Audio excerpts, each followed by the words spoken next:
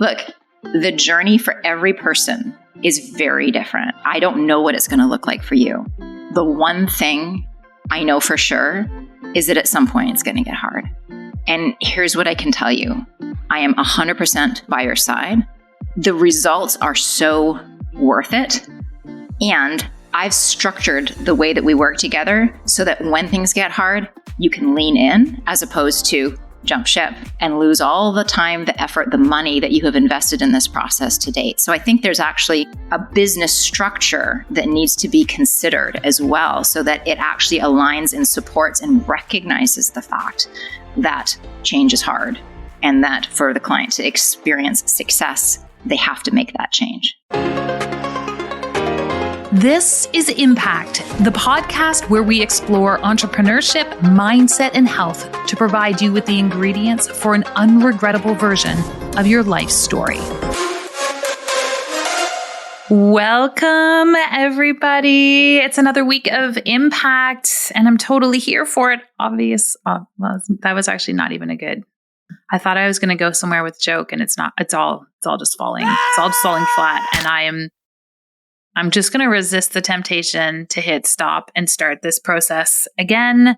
I am here for it. I'm here for all the things Impact, and I'm really enjoying the through line of this series we've got taking place right now, which is affectionately known as Things You Need to Know. And I'm going through a variety of different topics and sentiments and ideas, and really biasly pulling the things that are most important to me in my world right now. So we've got some really great episodes that are coming up in the next few weeks, and I'm really excited about the one that you're about to have access to today. My guest today, her name is Margaret Floyd Barry, and I was like, we go back a long way. We realized we went to the same high school, not at the same time, but we've had the opportunity to cross paths in particular over the last few years, and I've just been so impressed and excited by the work that Margaret is putting out into the world. She's a functional nutritionist, a writer, a real food advocate. She runs a business called Restorative Wellness Solutions, which is a 2-year comprehensive functional nutrition certification program for qualified health practitioners. She also has her own nutrition business called the Eat Naked Kitchen. Nice. And the reason I asked Margaret to come on was not necessarily to talk about food or her program for practitioners. Both of those two businesses and the work she does is amazing. But because in each of those arenas of influence in her life, she has to do one thing over and over again with her clients. And that is get them to do hard things. And Margaret and I were having this conversation before we hit go on this particular episode. And it really was about our relationship with challenge and hard things in the world these days. Notwithstanding the fact that we have collectively moved through a challenging 2 years, that they have been hard on us, that is a different process than actively choosing hard things in our life. Hard is an inevitable part of the human experience. But who are these crazy individuals who choose to do it? Who are these people who choose to eat gluten-free, or throw themselves into an ice bath, or run a marathon? Well, they're actually the two people hanging out in this podcast today. And what we are talking about and what we are dissecting are two sides of the doing hard thing coin. We're talking about how, as business owners, we get our clients to do hard things, to hang on when the going is not good, to move them through the rough patch. And we also talk about, as individuals, how we are selective in engaging in hard things in our own life, how we enable those to contribute to our state of growth. This episode is all about how to do hard stuff, when it is the right choice, when it is the time where we need to back off, and you are going to love it. Not just the subject matter at hand, but my amazing, incredible guest, Margaret Floyd Barry. I'm excited for you to hear from her now.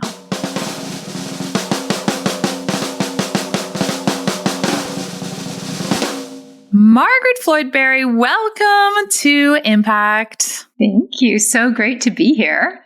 Delighted to have you. I hesitated again. As you know, we just transitioned from the anthropology podcast to calling it impact. And every time my brain that pathway is so wired to say the anthropology podcast. But welcome to Impact.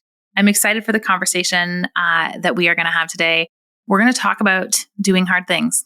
We're going to talk about doing hard things in business, in life, and all of the above. And before we jump into that conversation, I'm wondering if you can share, please, with my audience, your incredible story and background. Should I start by the fact that we went to the same high school? Oh yeah, we should start with that. I think how did we figure that out? Like, how did that actually happen? It might have been James. I think you and James talked about it because he knew you were from Ottawa, and then he was just being married to a Canadian. He's like, well, this is what happens when you're married to a Canadian. You ask, it's true. Do you know the other Canadian that I know? And it turned out that we went to the same high school, not at the same time. So we only got to meet each other fairly recently, the last couple of years. And I would actually, before you tell your story, I would really like all of my non-Canadian listeners to know that Canada's not actually that small. Like that is not a common occurrence. You can't ask other Canadians if they know so-and-so because they're going to say no. Like we're a bona fide country up here. You are, and we are, and it's really funny but I find that these moments do happen, and then it completely confirms all the stereotypes. So 100%.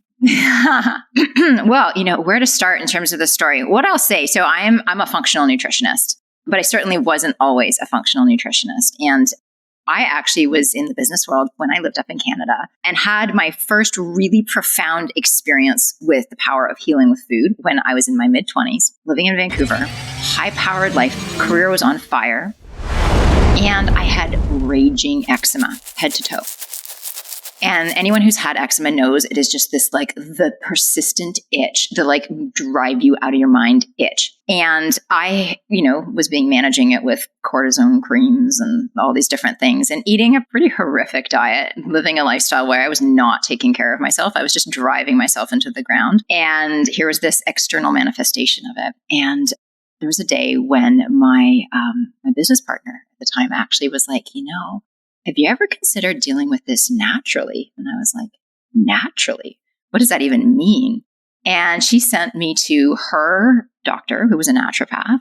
I'd never heard of such a thing. I had no idea. I really did it to humor her. I didn't think this was actually going to help. And I remember going in joking, oh, she's going to take away all my favorite food groups, wine and coffee and chocolate and pasta. And if it had only ended there. And we did all this testing, and she put me on this really weird diet, a lot of supplements. I cried because I thought this was the rest of my life. I had to choose between eating this crazy diet and taking lots of supplements or the itch.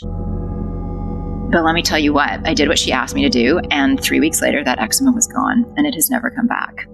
I was going to say that's crazy, but I'm going to actually say that's what happens. That is what happens. And now I know this, right? But at the time, this was like, what? Especially because, eating something and the connection between that and my skin, the two things couldn't seem more separate and disconnected or unconnected in my mind at that time. And so fast forward a few years, it took me a little bit to realize that I could actually do this as a profession.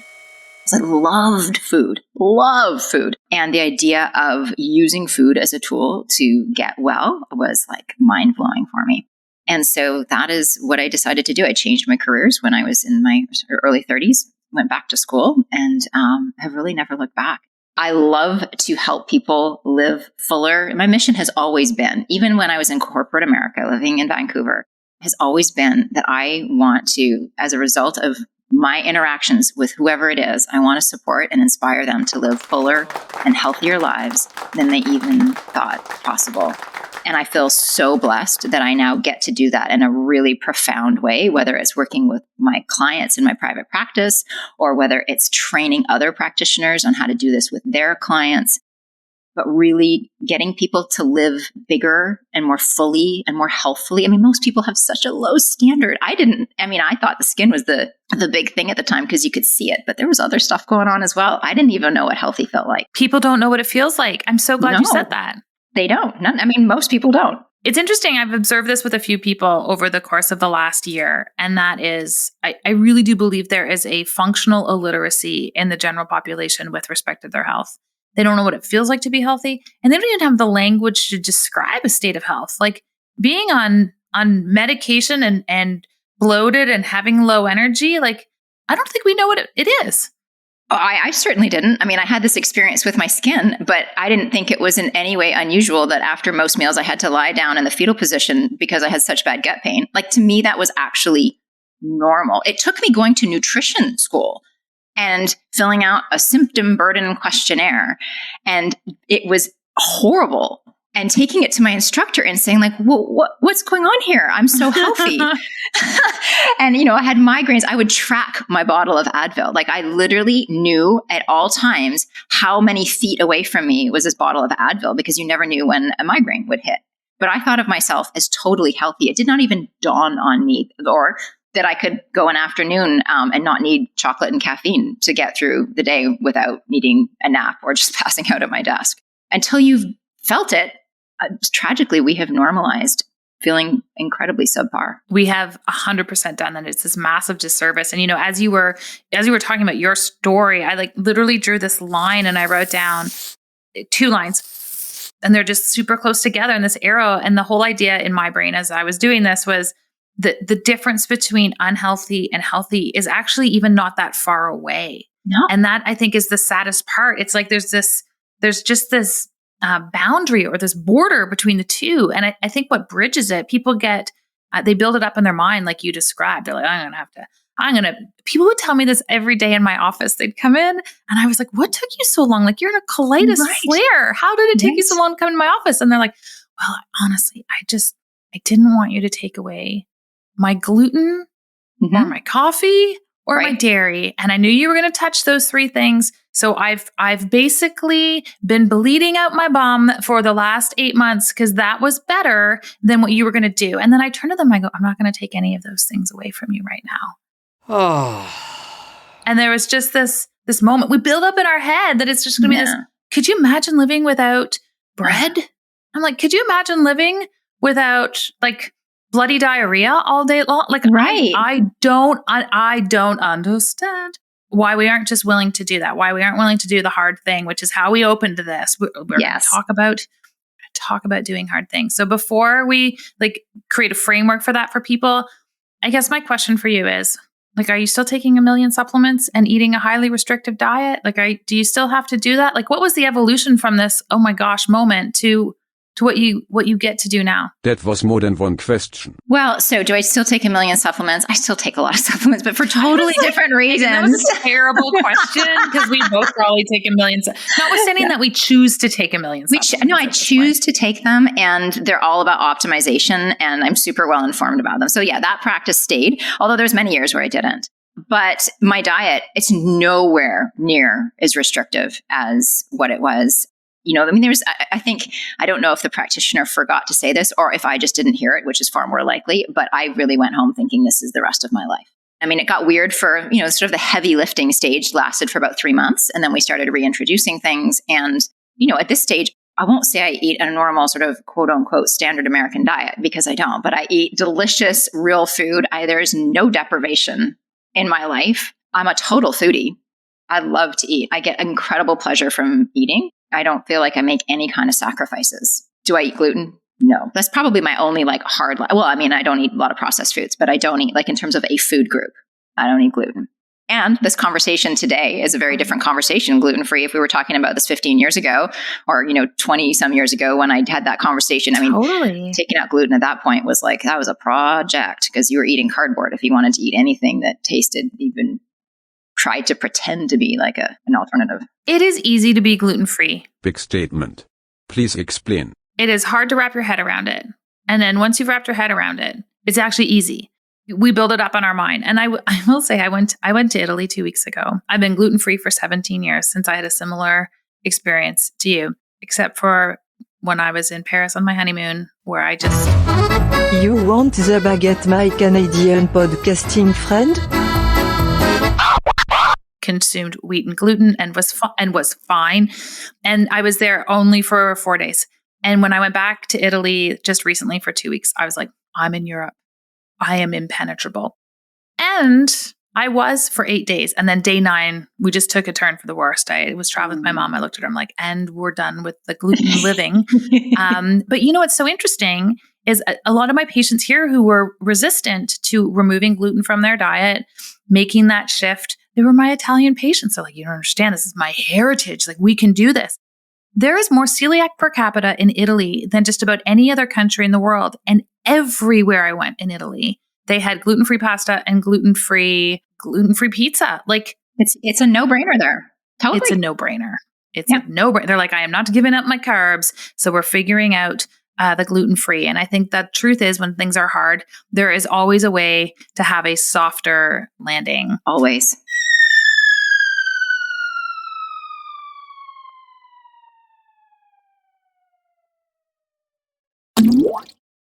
Let's start to break this down, because I know one of the things you like to jam out about is how do we actually get people to do hard things? Because for our respective careers, everything is predicated on us actually convincing people to do at least one heavy lift before they realize it's not as difficult as it is.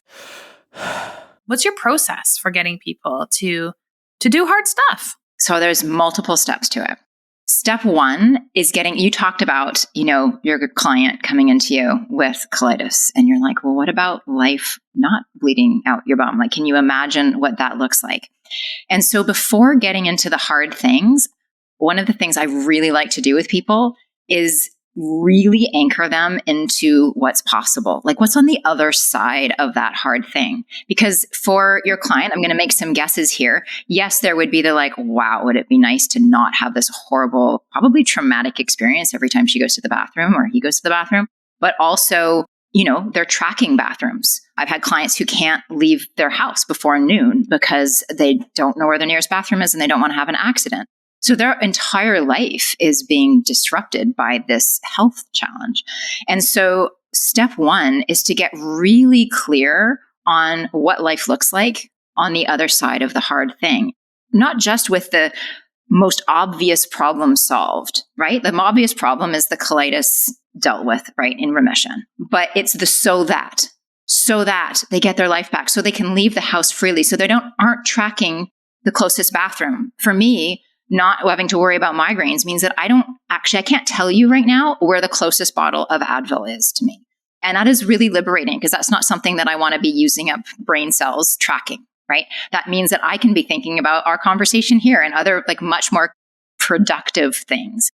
So step one is always really anchoring into the other side of the problem and the impact of what that other side looks like. Like, what is the ripple effect of that in your life? And not even just with you, but your partner, your spouse, your kids, your friends. Like, what is the ripple effect of having this solved? The next thing is to actually be really straight up that it is going to be hard. And that might sound really counterintuitive, but I have had experiences with people who've come in and they've wanted it to be really easy. They just want to do the quick things, right? And if I haven't had the really direct conversation of like, you know what, this is going to be hard at certain points, then they fail, because the second it gets hard, they feel like either they're failing or they're doing it wrong or it's not working, and they just disqualify themselves. They pull themselves out of the process. And so having that straight up, honest conversation has been really helpful. And alongside that, letting them know that they're never alone in those moments, right? Like, it's going to be hard. And guess what? My job is to be here at your side to troubleshoot, to cheerlead. We got spirit. Yes, we do. We got spirit. How about you? To pep talk, to be the shoulder, to do all the things that you need in order to do this hard thing and get that result that is ultimately why we're here. And I feel like that sort of pre-qualification, because all of those things happen long before you even figured out what the hard thing's going to be. Because in our line of work, it's different for every individual we work with. I mean, there's going to be dietary changes. There's going to be some supplements, going to be some tests. You might have to collect your poo. There's going to be some things that you need to do. And I will always say to people, look, the journey for every person is very different. I don't know what it's going to look like for you. The one thing I know for sure is that at some point it's going to get hard. And here's what I can tell you.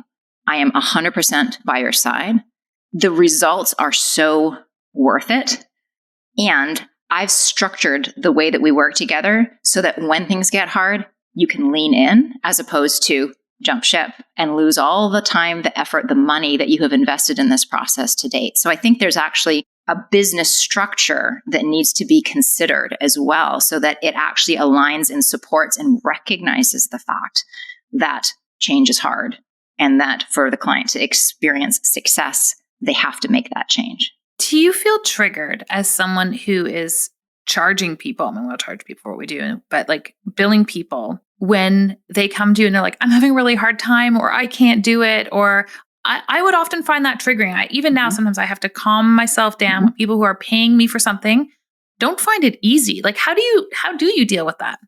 I used to really struggle with that, And if something was going on, they reacted to a supplement or like something, and something always happens, right? It's inevitable.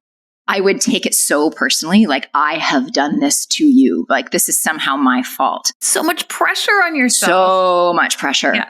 Well, honestly, having this conversation at the front end has been as helpful for me as it has for them, because I'm just stating the facts of the healing journey, which is bumpy.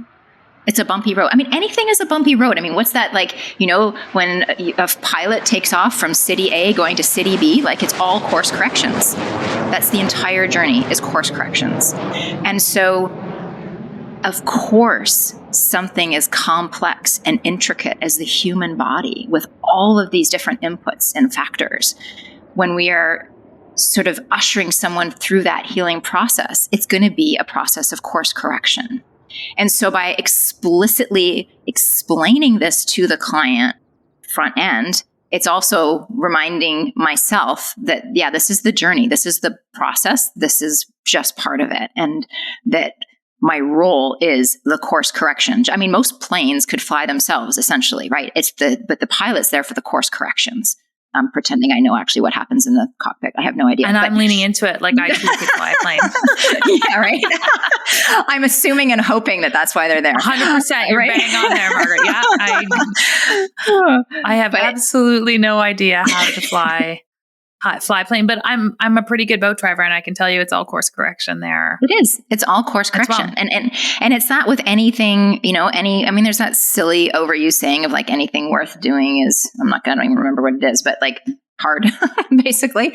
I think that's the saying. Yep, life's hard. And we're all going to have to do hard things. If Glennon Doyle hadn't taken that podcast title, I know, right? I know. We could have owned it. Do you find people are less capable of engaging in hard things now than when you started your career? You bet. And I feel like it gets worse on almost a daily basis. Are we getting older and more intolerant? I don't know. I wanted to call out the potential bias in the collective room. Sorry, you were saying? Well, I think a couple of things, like when some people come to me who aren't honestly suffering enough, they have a little imbalance, they want to optimize, or they are trying to do things preventatively, which I love the idea of preventative health. I love it. And I have very rarely seen it work, and other than the most committed person, because it's hard to do hard things anyways. Just cause it's and honestly, I mean, let's cut ourselves some slack here. Like, the world is a hard place right now. Like, there's a lot going on. Yeah. Mm-hmm. Like life isn't, there's things going on, right? And so do we want to like add to that? But when somebody is really struggling, there's a lot of momentum and a lot of inspiration for actually doing the hard work. There's a lot of reason to do that because they are suffering.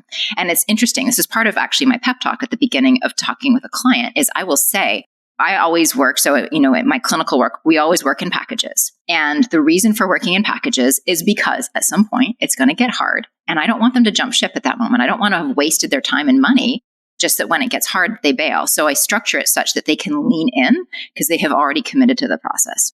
And what I will share with them as well is, ironically, the time when it gets the hardest to take all the supplements and eat the weird diet is when they feel better, right? Because when they're really sick, they're motivated. They're highly motivated to make these changes.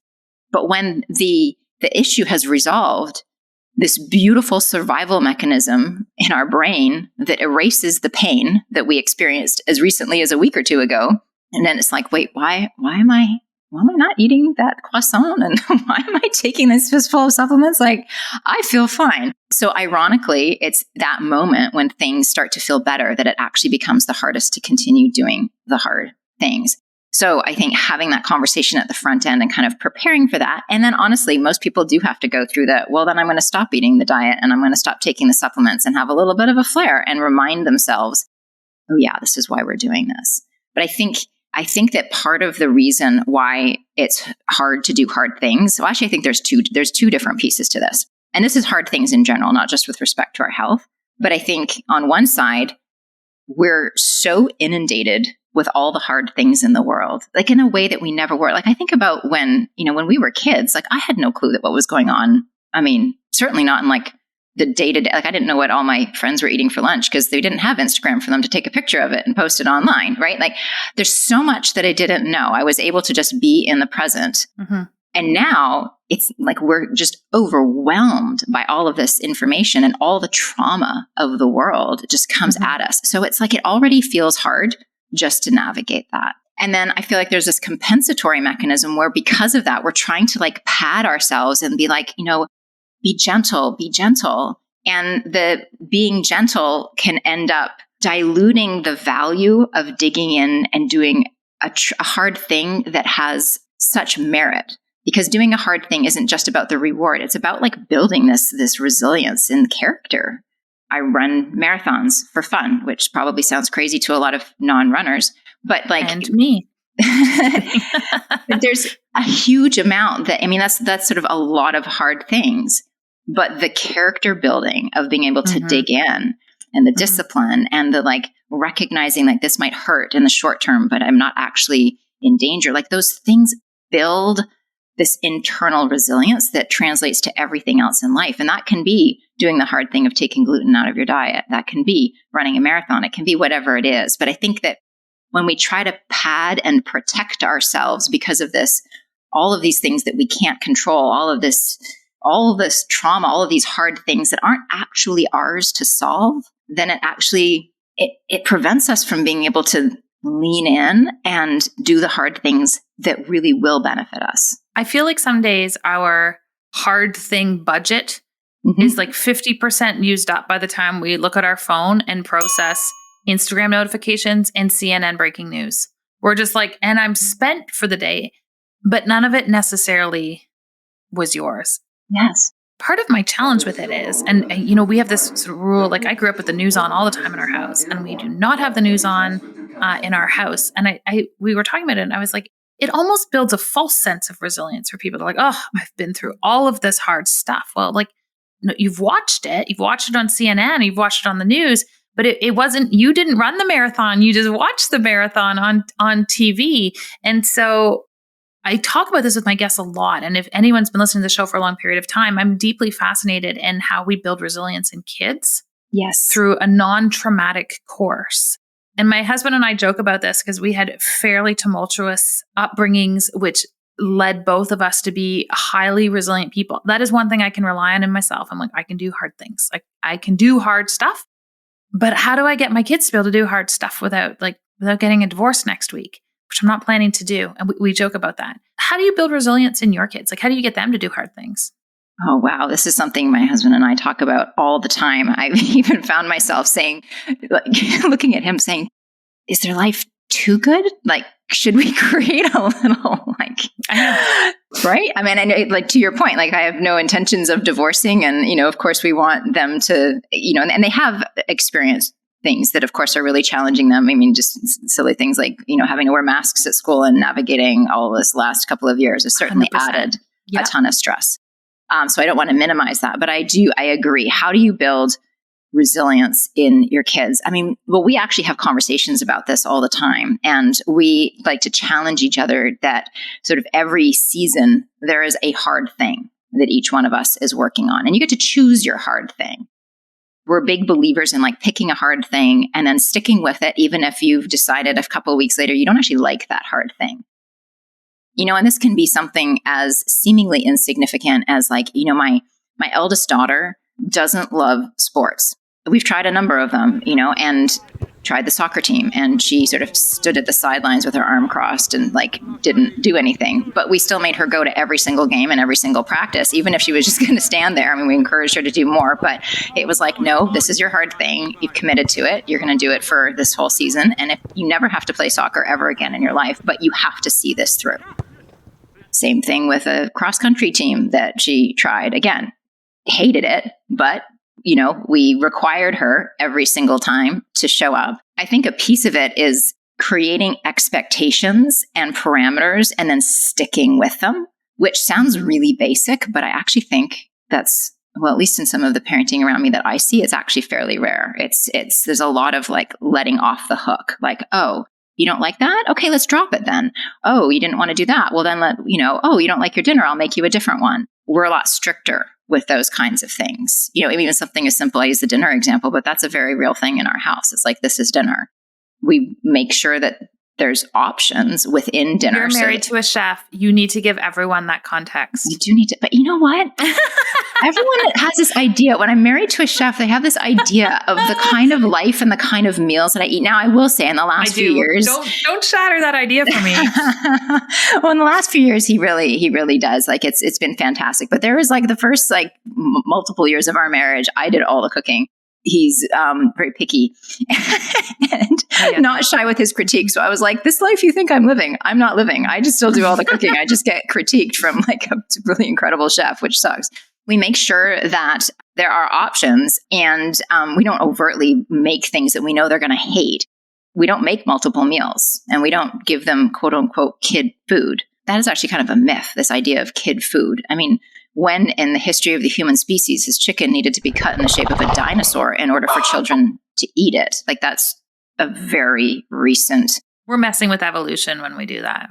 Oh man, we're messing with a lot of things when we do that. Mm-hmm. I think that even building back to the question about building resilience, it can even come in with these sort of small daily decisions and these commitments, and then sticking with those commitments. And I'm a big believer in sort of natural consequences to things, and also modeling stuff. I mentioned the marathon running. Like, my kids see me train. They see me get out there when it's pouring rain and miserably cold, and they're like, oh, do you have to run? And I'm like, I know.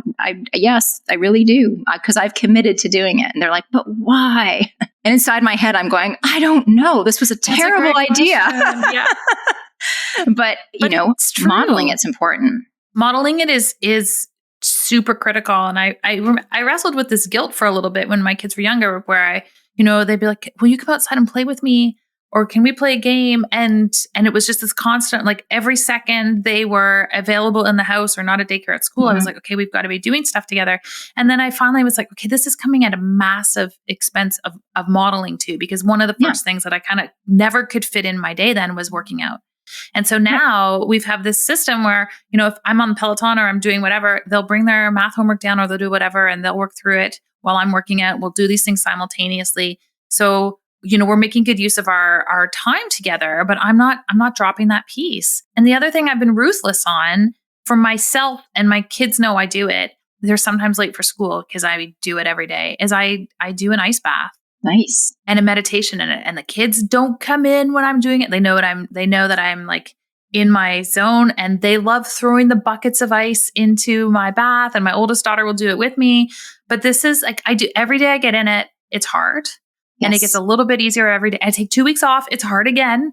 Right. And then I get back into doing it but every day that I'm in that like ice bath, it is a meditation and a reminder that I am built to do hard things. And the more hard things you do, the more resilience you build. And it's not just a cognitive exercise. It is it is a physical, somatic experience. And it is super cool. Like I talk about my ice baths all the time, because I'm like, it's 4 minutes. Everyone has time for it. I think that's genius. It's building in on a visceral level that you can do hard things and be safe, right? That it can hurt, but you're not in danger. And that to hurt but not be in danger, I feel, is really important training on just this visceral cellular level. And, biologically, we're wired to, if it hurts, that means we're in danger. But that's not the world we live in. So we need to retrain to understand that discomfort does not equal a threat to my life. And the more you can train that, I mean, the beautiful thing about this is the more you can train yourself with that, it has a ripple effect. So, I mean, you and the ice bath, of course, there's the physiological benefits to that, but then that's going to help you when you get up on stage in front of a big crowd. That's going to help you with clients. That's going to help you be a better parent. Like, there's so many ripple effects to doing that one hard thing that has nothing to do with just the physiological aspect of it. I think it's brilliant. And I think it's a huge strategic lever that is largely untapped. Have you ever read the book by Nassim Nicholas Taleb? I think that's his name. I think I'm pronouncing it right. Anti-Fragile? I have not. Oh, it's it's dense. Let me tell you, it takes a minute. So the concept of anti-fragility is that you think of what is fragile, meaning it's very breakable. Now, we think, well, what's the opposite of fragile? And most people will say strong and resilient. And he would argue that that's actually not the opposite of fragility. What's the opposite of fragility is that hard things and adversity makes you stronger. Like, you actually benefit from that. And he has lots of different economic models and different pieces that he unpacks it more from that sort of economic perspective. But really, from a physical perspective, that is what's happening when you're using hormetic stressors like an ice bath or a sauna or, a hard, track workout or whatever it is. It's this hard thing that is actually building, that where you are benefiting from the adversity as opposed to just surviving it.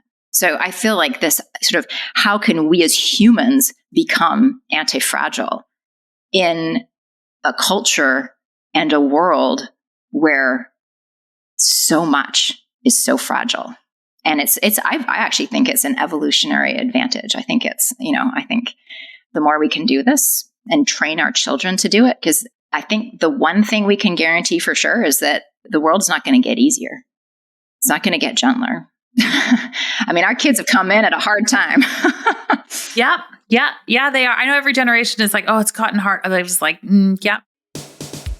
I grew up in the 80s. I feel like that was like the heyday of being a kid. We didn't have rules. We did things. No one captured it on film. It was like the last great era of getting away with things, but it's an entirely different world for them. I'm curious, in this conversation and in the clients that you've worked with, if you see, I'm trying not to make this leading and I'm trying to turn my thought into a question, like what in your purview of this conversation is the relationship between perfectionism and doing hard things? And I'll give you a little context on this. And that is, we've got this cohort of people, our type A people, and they're like, give me all the hard things.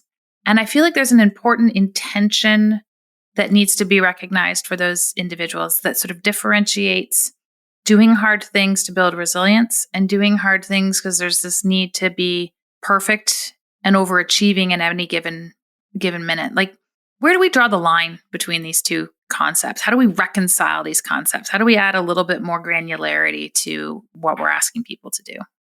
That is a really good, really important, and really hard question. You can do hard things, Margaret. I can do hard things. I can do this. Well, I would say, so I'm just going to call myself out here. A major learning for me very recently, if you'd asked me this question as recently as a month or two ago, I would have had a different answer. I don't have to sort of punish myself in order to be successful. That is different from doing hard things. And I think this is kind of where you're coming to. There's doing the list of things because this is what needs to be done, because this is what other people are doing, because this is what I think needs to happen in order for me to succeed and to achieve my goals. And it becomes frenetic and self-perpetuating and not particularly mindful, and actually can be quite destructive. Mm-hmm. And I think bringing that mindfulness piece in and being very conscious about what it is we choose as the hard thing, not just being like, it's hard, therefore I must be doing it. And there's another hard thing, right? Another hard thing. Like, how many hard things? Like, have you seen that movie Encanto? I'm sure you've got kids. You must have seen Encanto. 800 times. Right. Okay. So the sister Louisa with the heavy things. How many times have I watched that under pressure? I watched that. I was like, she's speaking to me. Yeah. And so is it just like doing all the hard things because that's all we know how to do? Or is it very consciously curating those practices that are mindfully chosen to increase our anti-fragility and allow us to achieve our goals? And I think that line is going to be different for every individual. And I think it involves a lot of honest self-reflection and just a really deep awareness of what's actually driving our behaviors and asking ourselves, like, why is it that I'm doing? I mean, I have had many moments during this marathon training. It's very present for me because my race is on Sunday. So that's sort of all I can think about. But there's been moments during this training going like, why am I doing this? Right. And I have lots of good answers for that, but it's not just to sort of punish myself or there have been times in my life where running has been just like, I just have to get out there and like, get it done, like get the workout in, get the miles in. And it's a very different energy and a very different result, honestly, in terms of running than having a very specific goal, being really mindful of the training, taking it as an opportunity to learn recovery and master the art of recovery as much as mastering the art of like getting out there and doing the hard workout. So I think just bringing that awareness, being very mindful and constantly checking in with intention, constantly and honestly, because it can be, I say honestly, because we can tell ourselves a lot of stories.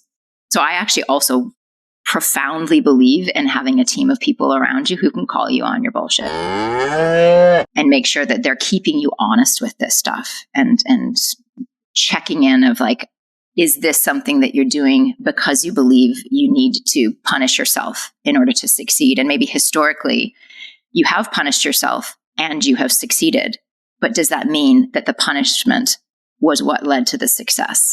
Or is it just that those two things happen to coexist? If you had asked me 2 months ago, I wouldn't have been able to even articulate that, but I'm recognizing that that's such an important aspect of the conversation, to be mindful, to be selective, to be self-aware of our intentions. Yeah, it's interesting, right? Because I have some people who, we talk about parenting, and I love that framework, and I love how you made that so personal, where we talk about parenting and we talk about growth, and they kind of look at me like I'm out to lunch, and they're like, no, I just want my kids to be happy. I'm going to give them everything. Whatever. I don't care. That's not my thing. That's not my experience. That's always is a fascinating perspective for me to put on the shelf and observe and watch that. And I respect the fact that that's the choice some families are making. But what was interesting as you were talking to me, one of the differentiators around leaning into a hard thing or, forcing ourselves to do the hard thing is this hard thing something that is going to contribute to my personal, professional, psychic, whatever growth? Or is this just like unbridled punishment? And that to me is an interesting triage question when you have the opportunity to do something hard. Like, is this going to contribute to growth in any way, shape, or form? And if so, I'm here to make that commitment. And if it's not something that's going to add to your growth in where you're at in your life right now, it's also okay to say no thank you to the hard things. 100%. And important to learn how to say no thank you to those hard things and when it's appropriate to do so. And I think coming back to the parenting, helping our kids navigate that as well. Like, when is it appropriate to push through the I don't want us? And when is it completely appropriate to listen to the, that doesn't feel right.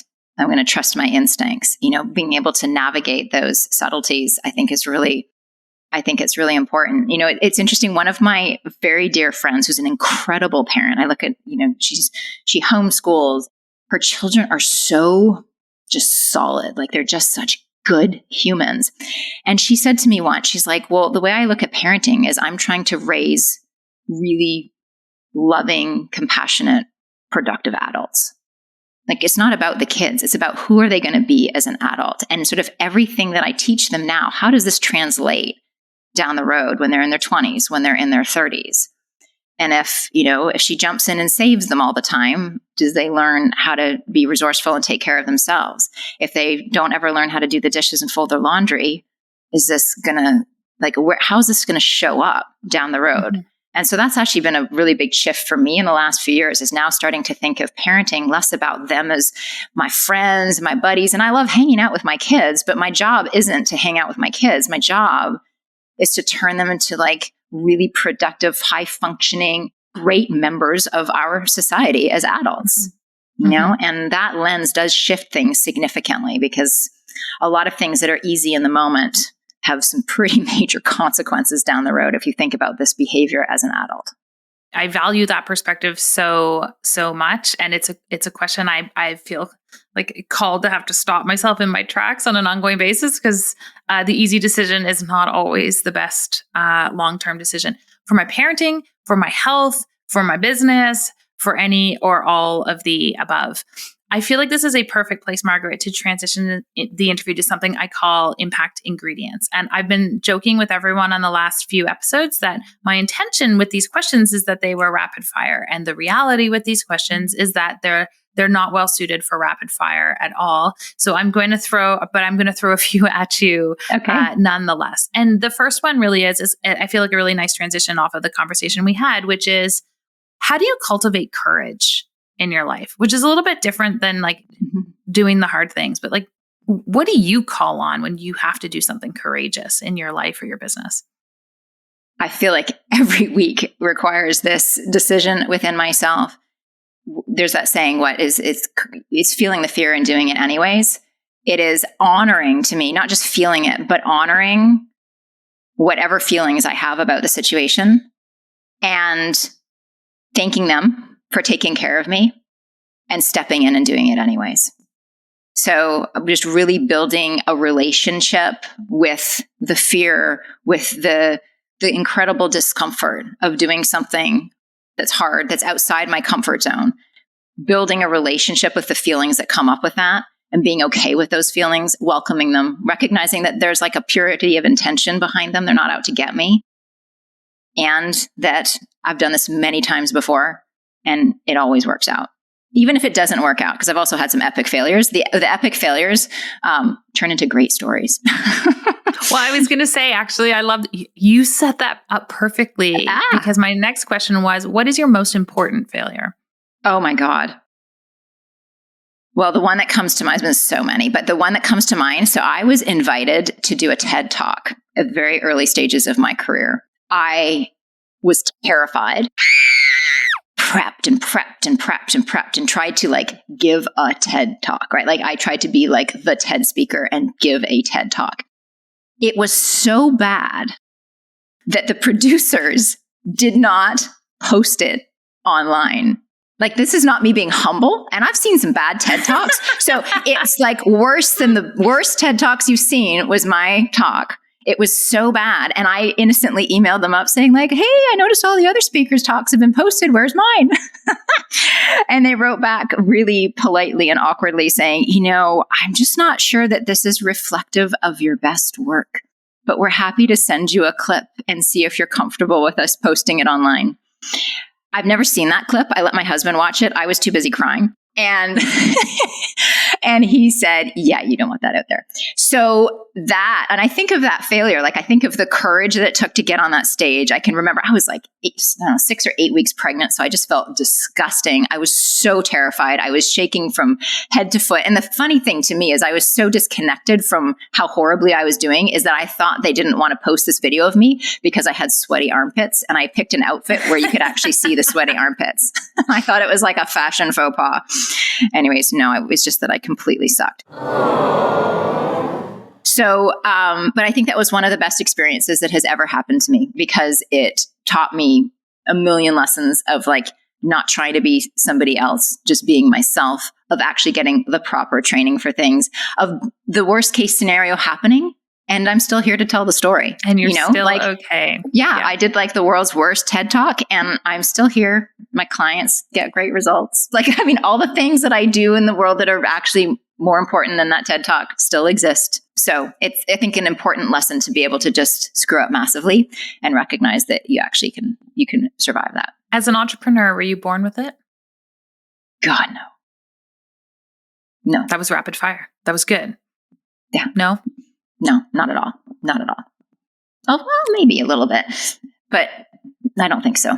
Actually, you know what? Now that you say this, now I'm thinking back to like high school projects, and I had This is the moment rapid fire becomes unrapid. This is now unrapid. Yeah. Well, maybe, I guess a little bit, because I've always sort of found problems and figured out ways to solve them that nobody had thought. So maybe I was. I say no because I just come from a family where like the idea of entrepreneur, I mean, my parents were horrified. Like when I told them I wanted to run away and be a dancer, they were like, oh, thank God you're doing something normal, because they're both artists and musicians. But when I mentioned them any kind of business stuff, they were like, oh God, risk. So yeah. So I guess I'll say a firm maybe. I appreciate the firm maybe. I really appreciate gray and nuance. So I think that's more true than anything else. Last question for you. What do you want your legacy of impact to be? I really want the people that I encounter. I'll come back to my original mission. I want the people that I encounter to experience life more fully and more healthfully than they even thought possible. Like I just want people to understand that their baseline is too low. They're selling themselves short, and what is available to them in terms of their health and in terms of the life they live, as you said, it's right there. The lines are so close, and the rewards of doing the hard things that really seem hard, but they're not actually that hard, are so profound.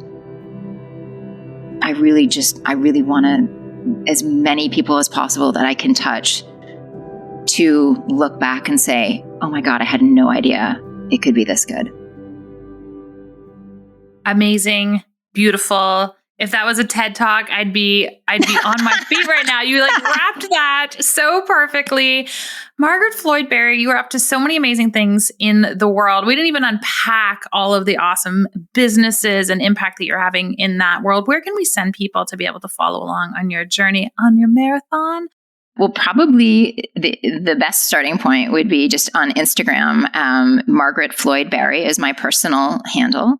And if there's any practitioners in the crowd, Restorative Wellness Solutions is a practitioner training program that we do, teaching the clinical skills to kind of unpack people's health challenges and help use dietary changes and supplement protocols in the most strategic way possible to create transformations in people's health. And my private practice is eatnakedkitchen.com, which has loads of free resources and articles and recipes from my husband. So just tons of resources there just to kind of get your feet wet if this stuff is of interest to you. Fantastic. Thank you so much for joining me today. Thanks so much for having me.